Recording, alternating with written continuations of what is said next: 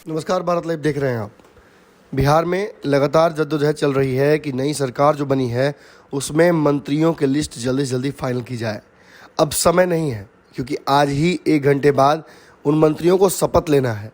बिहार में कम से कम 2 दर्जन ऐसे लिस्ट हैं जो तैर रहे हैं, जिनमें दावा किया जा रहा है कि ये लिस्ट फाइनल लिस्ट है। लेकिन आपको बता दें कि कल रात में काफ़ी मशक्क़त के बाद तेजस्वी यादव और नीतीश कुमार दोनों बैठकर यह फैसला कर पाए हैं कि लिस्ट इस बार कौन सी होगी और कितने मंत्रियों को मौका मिलेगा। जैसा कि भारत लाइव ने पहले ही दावा किया था कि इस बार राजद के विधायकों की संख्या ज़्यादा होने की वजह से, तेजस्वी यादव को मौका देने की वजह से इस बार राजद के मंत्रियों की संख्या ज़्यादा होगी। ये दावा बिल्कुल सही निकला है। बीते रात नीतीश कुमार ने राज्यपाल को वो लिस्ट सौंप दी है जिसमें जातीय समीकरण के अलावा गठबंधन के कई दाव पेचों को भी देखा गया है, और साथ ही साथ तेजस्वी नीतीश के बीच जो नए रिश्ते बने हैं इन्हें भी इसके लेकर भी एक मैसेज दिया गया है कि ये रिश्ता ठीक ठाक चलेगा। लिस्ट राज्यपाल के पास मौजूद है। उस लिस्ट का एक बड़ा हिस्सा हमारे पास आ गया है।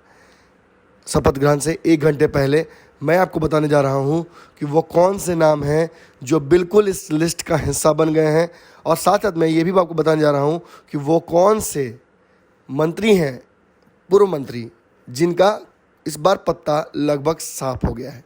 कल भी कयास लगातार चल रहे थे कि उपेंद्र कुशवाहा का इस लिस्ट में कोई स्थान नहीं बन रहा है।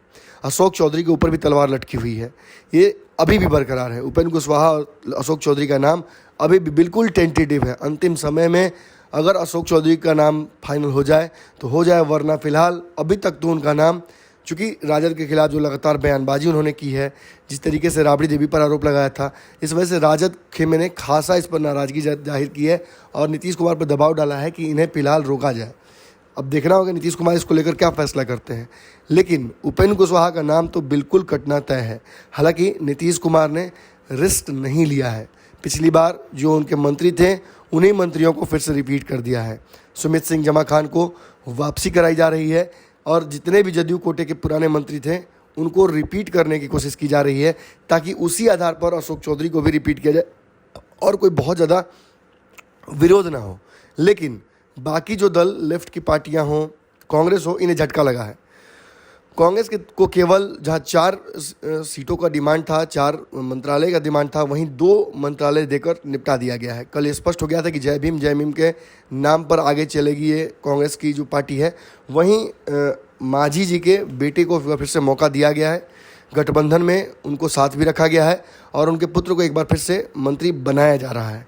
लेकिन लेफ्ट की कोई भी पार्टी इस मंत्रिमंडल में शामिल नहीं हो रही है। इसका मुख्य कारण है कि सबसे बड़ी जो लेफ्ट की पार्टी है उसने मंत्रिमंडल में शामिल होने से इनकार कर दिया है। तो ऐसे में उन्हें साथ में बैठकर मौका दिया गया है कि समन्वय करके जो अगला अपडेट होगा, जो अगला मंत्रिमंडल का विस्तार होगा, उसमें कुछ लोगों को जोड़ा जाए लेफ्ट से और उन्हें मंत्री बनाकर मौका दिया जाए। उसके लिए उन्हें समय भी दिया गया है। लेकिन बाकी सभी दल जो इस गठबंधन में शामिल हुए हैं उन्हें फिलहाल झटका लगता दिख रहा है। इतना ही नहीं, राजद कोटे के मंत्रियों के नाम को लेकर भी ज़बरदस्त संशय है। लेकिन मेरे पास पूरी लिस्ट आ गई है। मैं आपको एक एक करके वो लिस्ट बता दूंगा कि आखिर कौन से वो नेता हैं, कौन से मंत्री हैं जिन्हें मौका मिला है। सबसे पहले तो आप ये जान लीजिए कि आज के विस्तार में आरजेडी से 15 से 16 मंत्रियों का बनना लगभग तय है। वहीं जेडीयू से 10 मंत्रियों के कोटे पर मुहर लग चुकी है। 11 ये तभी होगा जिसमें अशोक चौधरी का नाम आ जाएगा। वहीं आप देख सकते हैं कि 2 सीटों को पर 2 मंत्रालयों पर कांग्रेस को कहीं ना कहीं गो हेड मिल चुका है और लेफ्ट की पार्टियों को कोई प्रतिनिधित्व नहीं मिला है। लेकिन जहां महागठबंधन में इतने सारे दल हैं, लगभग 7 दल हैं, वहीं इस महागठबंधन में समीकरण बना पाना थोड़ा मुश्किल हुआ है इस बार, और नीतीश कुमार के लिए भी जो फैसले हैं वो काफ़ी कठिन हुए हैं। एक बात और है, जो एमएलसी बनकर आए हैं उन पर खासा ऐतराज़ था तेजस्वी यादव को कि एमएलसी कोटे के नेताओं को इस बार मंत्री ना बनाया जाए। लेकिन नीतीश कुमार ने इसका शायद इस बात पर ऐतराज़ जताया है और उन्होंने कहा है कि नहीं, कुछ लोगों को वो बनाएंगे। अब वो लिस्ट जान लीजिए, जिस लिस्ट के आधार पर ये दावा किया जा रहा है कि ये लिस्ट फाइनल लिस्ट है और इस लिस्ट पर ही आधे घंटे में, 1 घंटे में, जब भी अभी से हो, मंत्रियों की सूची जारी हो जाएगी और एक एक करके मंत्री शपथ लेने लगेंगे। तो वो लिस्ट में पहला नाम है तेज प्रताप यादव का। जो कहा जा रहा था कि तेज प्रताप यादव को मौका नहीं मिलेगा, तेज प्रताप को रिपीट करने को लेकर संशय है, तेज प्रताप के नाम को लेकर जदयू का ऐतराज़ है, तो वो सब कुछ समाप्त हो चुका है। तेज प्रताप यादव को रोक कर रिस्क नहीं लेना चाहेगी राजद। और जो लॉलीपॉप खिलाने की बात तेज प्रताप यादव ने की थी, शायद अब बिहार के पत्रकारों को लॉलीपॉप मिले। तेज प्रताप यादव के अलावा राजद कोटे से सुरेंद्र यादव, आलोक मेहता का नाम है, कुमार सरजीत, चंद्रशेखर, शशि भूषण सिंह, कार्तिक सिंह, भूदेव चौधरी, अख्तरुल इस्लाम शाहीन, शहनवाज और समीर महासेठ, अनीता देवी, राहुल तिवारी, सुधाकर सिंह और अनिल सहनी हैं। वहीं जेडीयू की तरफ से अधिकांश पुराने लोगों को ही मौका दिया जा रहा है। इनमें संभावित नाम विजेंद्र यादव, विजय चौधरी, श्रवण कुमार, संजय झा, मदन सहनी, दामोदर राउत, जमा खान, सुमित सिंह और लेसी सिंह का नाम है। वहीं हम पार्टी की तरफ से जीतन राम मांझी के पुत्र संतोष मांझी का नाम लगातार इसमें सामने आ रहा है। लेकिन सबसे ज़्यादा अफरा तफरी तो कांग्रेस की तरफ से, कांग्रेस के 2 लोगों का संभावित नाम सामने आ रहा है, लेकिन उस नाम को लेकर संशय बार बार तब पैदा हो जा रहा है जब कांग्रेस में आंतरिक कलह जो सामने आ जा रही है, लगातार विरोध हो रहा है। कल भी कांग्रेस के कार्यालय में सदाकत आश्रम में जो अध्यक्ष हैं मदन मोहन झा, उनका विरोध हुआ है। उनके नाम को लेकर लगभग सब कुछ फाइनल हो चुका था, उन्हें मंत्री लगभग बनाया जा रहा था। अजीत शर्मा को भी मंत्री बनाने की बात चल रही थी। उसके अलावा एक महिला विधायक को भी मंत्री बनाने की बात चल रही थी।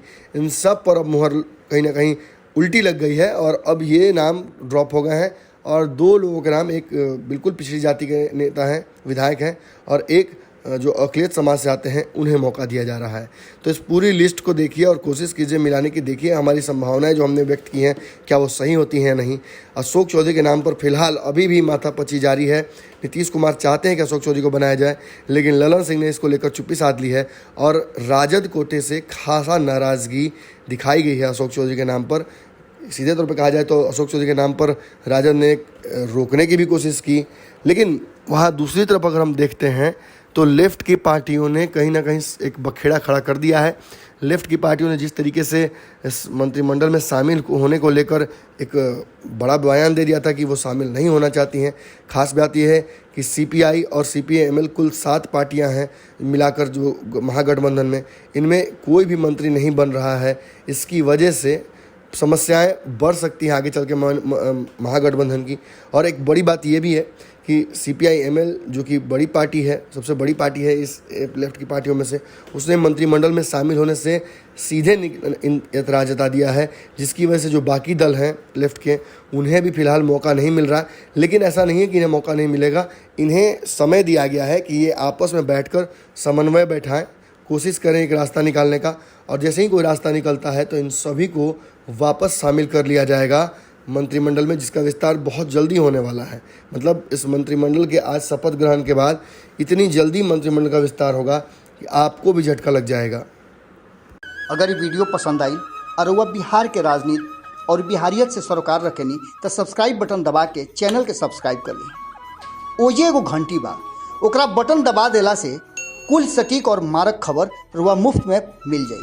अगर रुआ पत्रकारिता के हमनी के नया प्रयोग में सहयोग कर चाहतानी तो ज्वाइन बटन दबा दी। पेटीएम नंबर नोट कर ली 9386816700। धन्यवाद।